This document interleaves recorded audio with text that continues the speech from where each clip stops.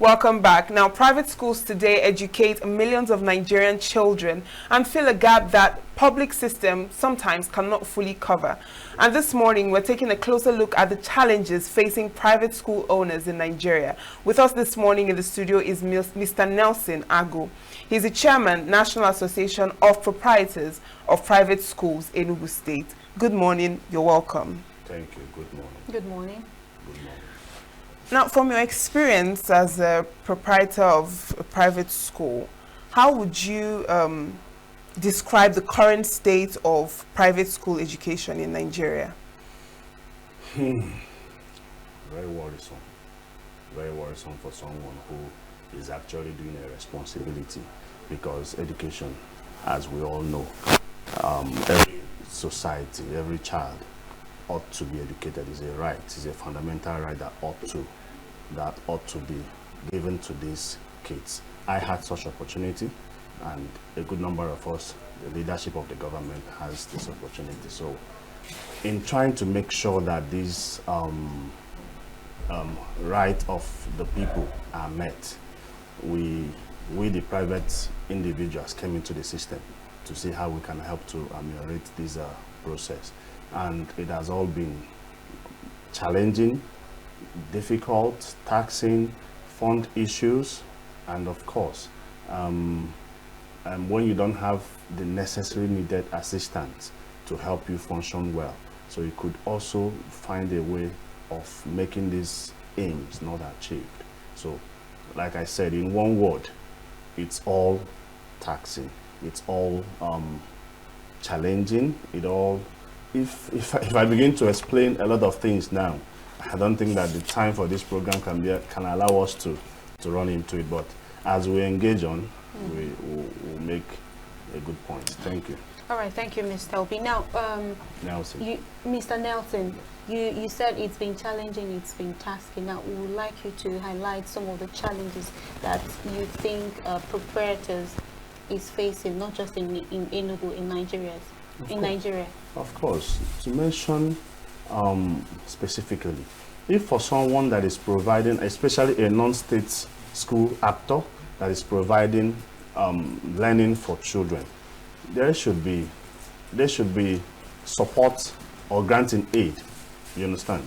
There should be what do you call it? What I would describe as providing teachers support to these schools, where maybe the government of the day will partner with the private sector, like you have in NYSC students corpus, where they are attached to schools to teach.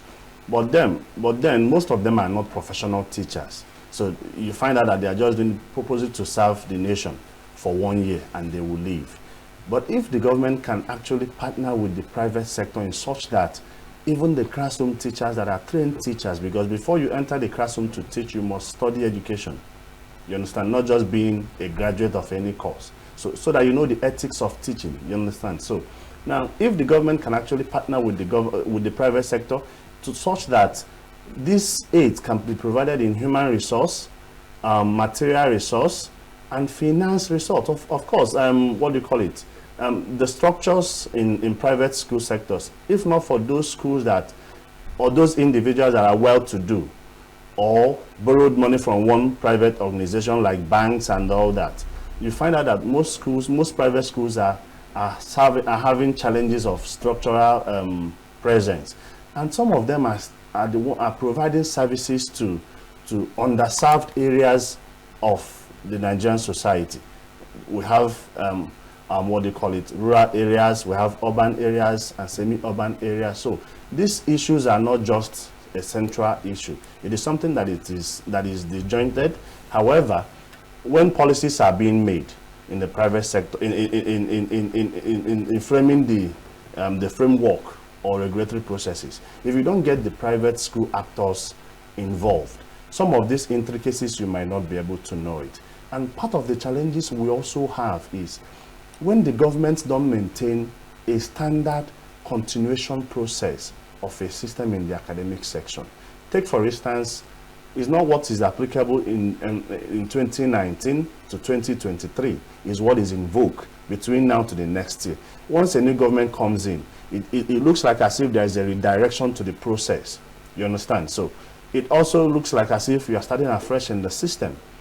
There are no data anywhere, if not that we in the private sector now have decided to keep data for ourselves, so that whenever anything is called upon, we can be able to, at the tip of our hands, and give it to whoever requires such information. So, like I said, it's not something that can just be overemphasized on a particular day discussion. Thank you. Now, you mentioned that one of the challenges that the private education sector is facing is issue of funding. But we also have people that believe that private institutions focus so much on profits driven, so their fees are higher, of every other utility and every other thing required of the pupil or the student is significantly higher than what it is in public institutions. So what is your response to that? Okay. It's because of the society we find ourselves in. I will use an example in UK now. If you have a private institution there, the government regulates even the fees you collect as a private school owner. But then government also provides the facility that will make you function well, like I had just mentioned earlier. When someone who borrowed, let's say, 20 million from a bank, and from this 20 million, he'll pay staff, pay salaries, logistics, build, structure, do whatever things he needs to do without any help from the government. Such person is also responsible to ensure that he meets up with this contract of the digits of the interest. You understand? So it puts pressure on them. So, but if you now put a comparison between the public and the private on the rate, and the government are now providing some of these financial assistance needed, it could help regulate some of these fees that they charge. Of course, we're not here to, the engagement is not even here to compare what is obtainable in the public or private. But what we are saying, because all of these children that are educated are Nigerian children. They don't just come out from, let's say, if they are a student of Mr. AB school, they won't claim to remain the product of that child. They are going to work, of that school, they are going to be working for Nigeria, for the betterment of the country and even the nation at large. So where we're having challenge is when this collaborative assistance is not coming from the government to help regulate this process. If a school owner is actually providing services that is important to the society, why can't the government of the day come in between to even assist and ensure that such kind of loan or borrowed facility finance, those burdens are not there on the private school management. And mind you, again, the school system is not just handed over to the private sectors, private individuals. There are faith-based schools as well. You understand, where you have Catholic Commission, Anglican Commission, Assemblies Commission, Methodist, and all that. These are still organizations or bodies ensuring that these rights of the people, rights of our kids, are met. So that's just why we're having that disparity. So beyond looking at the profit a school owner makes, beyond looking at the profit that is believed to be made, the pressure attached to being able to refund or pay for the money you borrowed is also a pressure on that person. But if the government removes this pressure, it could also regulate what charges they intend to charge. And of course, school is not all about business. It's not a business in such that for someone who is producing these ceramics now, the person will look at the entire cost of what he's trying to take care. But as a school owner, at times you provide scholarship to some families. You provide employment to people. Some of them, again, because you find you get in a family where you have up to 4 persons or 6 of a family in your school, and your school fees is pegged at, let's say, 15,000 a term or 30,000 per term. How can this parent be able to pay all of this money, assuming is 30,000 per term, by multiplied by how many kids they have in your school? You still find a way to still give back to the society in such a way. So it's not all about, it's not being centered that everything you do entirely is on the profit. That's just the simple truth. School services is a more of a humanitarian service, which of course the system, the government system, had proven over time that maybe they lack the commitment to sustain it, and that is what gave life to private engagement, both faith-based and any other thing you find anywhere. If you go to Bangladesh, 96% of their school system is managed by the private sector. What the government does is provide so many needed facilities, like I mentioned, infrastructure, finance, and also ensure that they account for it. Because at times you provide all of these things, someone will vote away with it. You understand? So it's not something that you just give out cash. There are some of these things you pay for. Take, for instance, had the government ever thought of building a school structure and hand it over through someone, over a private sector that has proven over time that this could be maintained?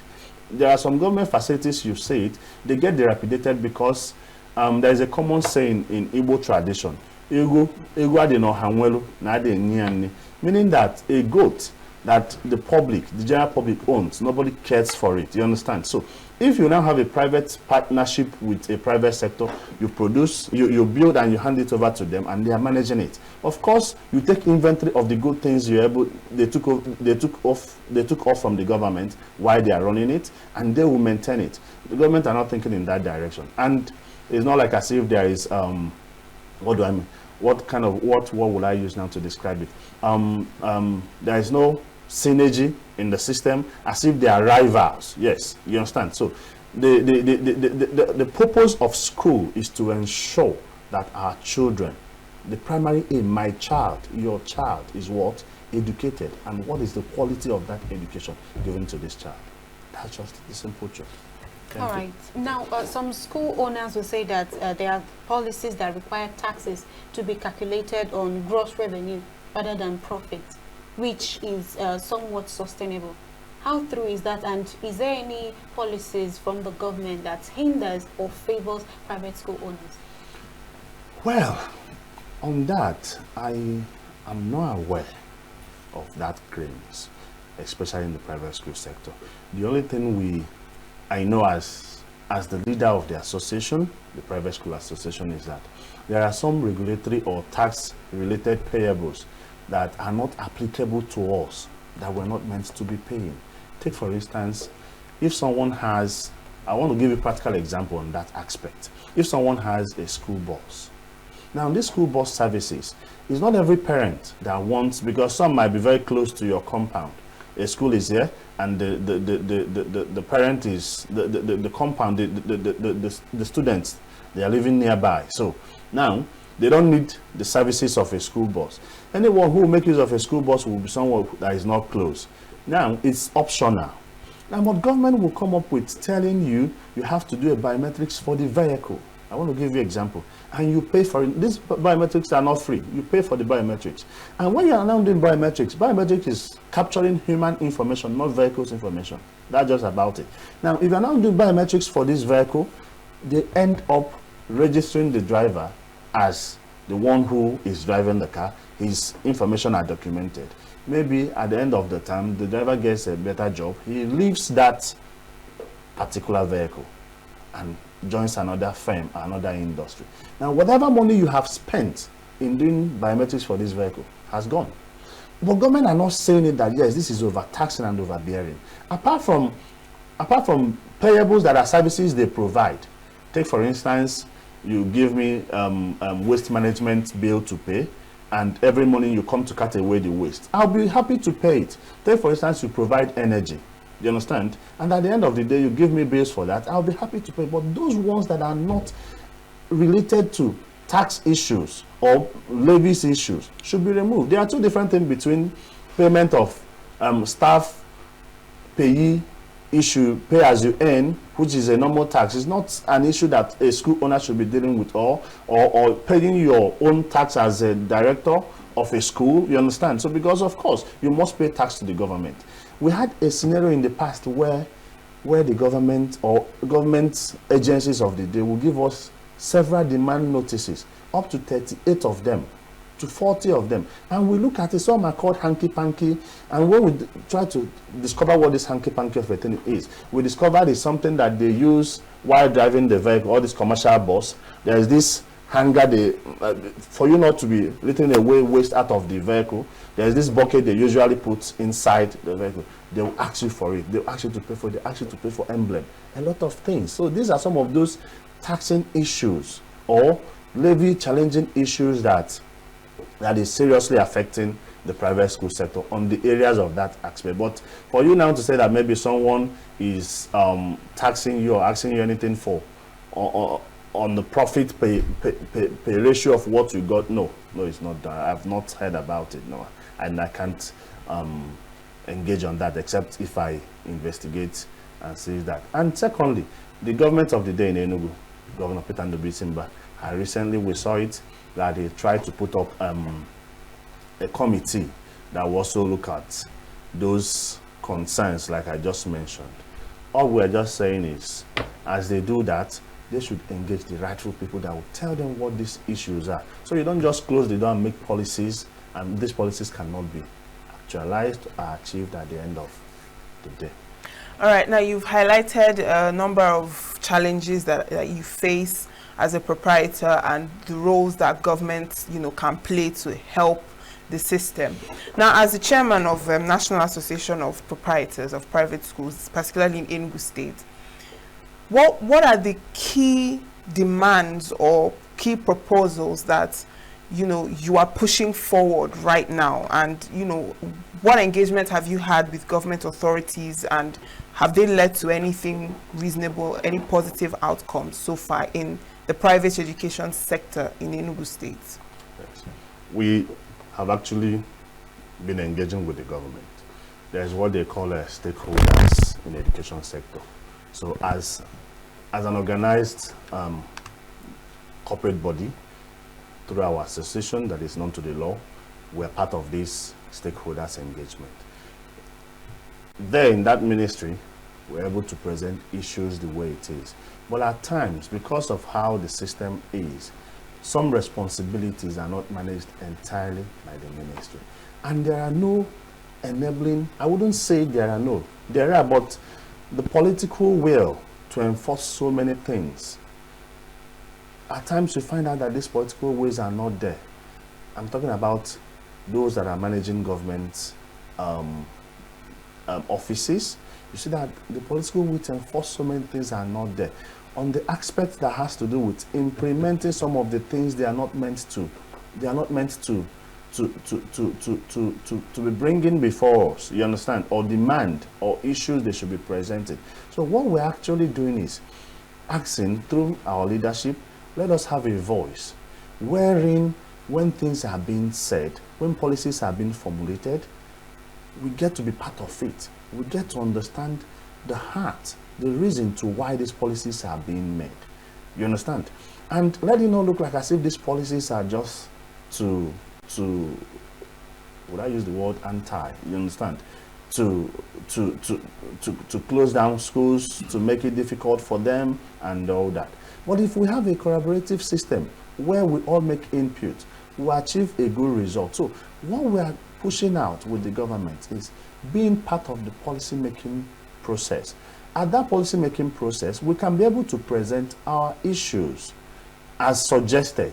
Of course, once an issue that is objective is presented, no one would say that we will not abide by it. But there are some that, when you now mention them, we will like ask, these are not actualizable, these are not workable, these policies can't even go down, you understand? So what we are pushing is coming together, be our brother's keeper. We have the right of association to fashion out ways that will protect our interest, especially minimizing cost of things in the areas where you should do it, and also maintain quality standard.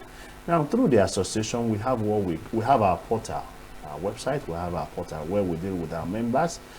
You don't need to cross that anywhere to do anything. We do what they call National Unified Exam for all the classes. We make sure we set committees that looks at the scheme of work, looks at the curriculum and all that, design a unified exam for all the classes across the nation, not just Enugu State, you understand? And all the private school members participate in this exam. In fact, they use it as their termly exams. In doing so, it reduces cost of running photocopies, producing question papers, because we already have a media outfit for printing questions and all that. So you find out that the rate through which you get a question paper is even more lesser for you as a school owner than to running it on your own individually. So these are some of the things we do for ourselves, and as a group we bargain for things that could protect our interest in the areas where things are going south. Thank you. All right. Now let's talk about technology. How ready do you think that private schools in Enugu State is to embrace, digital divide technology, saying that the government is trying to make CBT compulsory for all candidates? Okay. If not within the last 24 months, I don't think that in the level of primary, secondary school, I don't think that the government has done well in maintaining or keeping those properties. Where you find them basically is in the hands of private sector. So I can tell that private school owners are 1000% away from already to meet up with tech-related concerns. One is that when someone borrowed money, like I mentioned earlier, and he has a responsibility to meet up with this finance, he will be meticulous about the spending and the investment. In fact, he will look at areas where he or she will make the profits to meet up with this responsibility. So in private school, we have, if I shouldn't quote what is not out of data, we have 60% ready, already on it, running tech system. You understand? So I don't need to mention names, but of course all of us are in Enugu. We know the schools. If not for the recent government commitment to building smart school, because these schools is still for our children, it's still for the society. All what we're asking is, as this project is ongoing, let there be a good plan to ensure that after it is brought to life, that it doesn't do what? Die off at the later days, because it's a going concern. But as a school owner who had invested money, you work day and night to make sure that you meet up with it. So in that aspect, the private school is already far away in terms of meeting up with that, and we're already doing that. So without mentioning names, we know it. So even the CBT centers, in fact, most private schools are the one hosting any CBT program, except for tertiary institutions, you understand? But at that level, private school has it at their tips. Now, there is this growing competition among private schools. Private schools are springing up in Enugu State and even in the country almost every other day. How would you say that this competition has affected educational standards and even survival of smaller private schools or smaller, proprietors of schools that are not, because there's this 9th National Assembly, elite schools and the ones that are low cost, community type of thing. So just shed light on that. Okay, I mentioned about that private school came at a time when the public system seemed to be failing. Now, schools rising up, proliferation of schools is what I describe to be that on the need, there's what they call need-based issues, on the need of the people. If, for instance, within the localities of this studio now, this office, we have 4 schools, and the kids around is just 1, where would they school? Which of these schools? And just 1 person, and we have 4 schools already. You understand? So it's just because of the need. The population of the people is getting high, and that is why you're seeing schools every day. However, That does not justify the fact that if you're operating a school, you shouldn't get regulated by the government, because that is where you ensure that you meet standard. You understand? So you don't just operate in isolation. No, you won't. So what is now left is to ensure that the rising of this school is based on the fact that this school is needed. And that is where the government comes in. If someone says, I need to cite a school here, that is part of making this policy. If we are part of the policy, we'll be suggesting this. You understand? It's not just all about, I want to run a school.